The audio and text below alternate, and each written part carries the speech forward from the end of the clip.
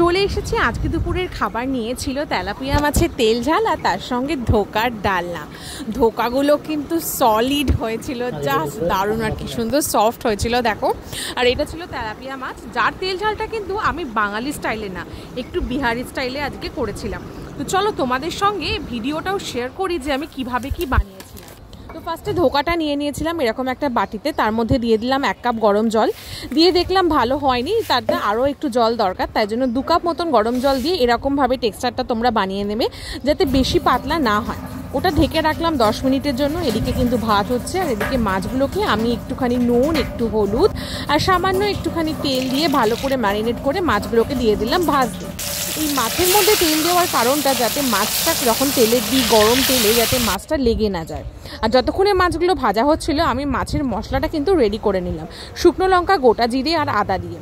দেখো পেস্টটা আমার রেডি হয়ে গেছে, আলুগুলোও কাটা হয়ে গেছে।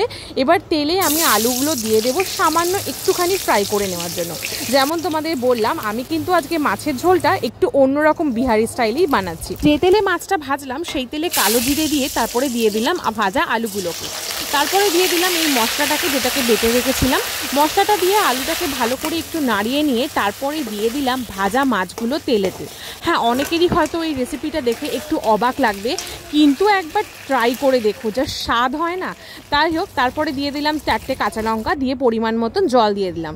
জলের ওপরে দিয়ে দিলাম সামান্য পরিমাণ মতন হলুদ, একটু দিয়ে দিলাম নুন, আর তারপরে দিয়ে দিলাম এরকম একটা ছোট টমেটো, সেটাকে টুকরো টুকরো করে কেটে। তারপরে এই ঝোলটাকে আমি রাখবো 10 মিনিটের জন্য ফুটতে।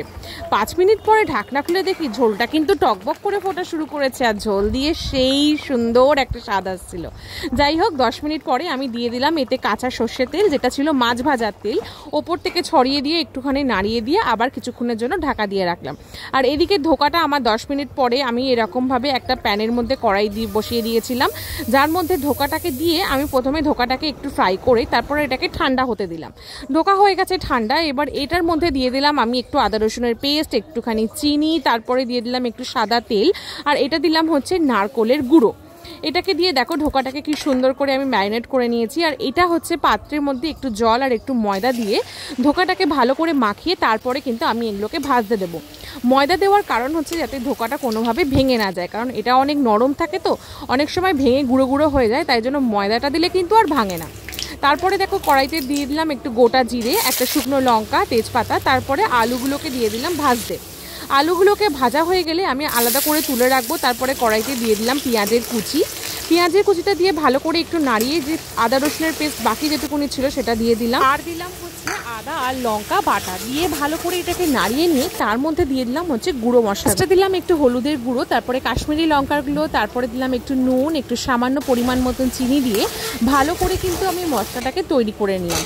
তারপরে এর মধ্যে দিয়ে দিলাম আলুটা, দিয়ে মশলাটাকে আমি ভালো করে কষিয়ে নেব যতক্ষণ না সুন্দর মশলা থেকে তেল ছাড়তে শুরু করে। মশলা থেকে যখন অল্প তেল ছাড়তে শুরু করলো তারপরে আমি দিয়ে দিলাম ধোকাগুলোকে, দিয়ে সুন্দর করে মশলার সাথে কষিয়ে নিলাম।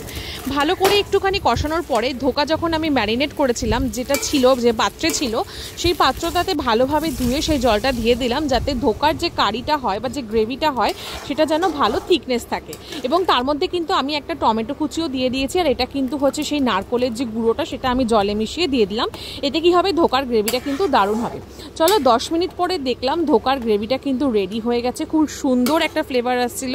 তোমরাও কিন্তু ট্রাই করে অবশ্যই দেখো, আর জানাতে কিন্তু কমেন্ট করে ভুলো না কেমন লাগলো আজকের ভিডিও।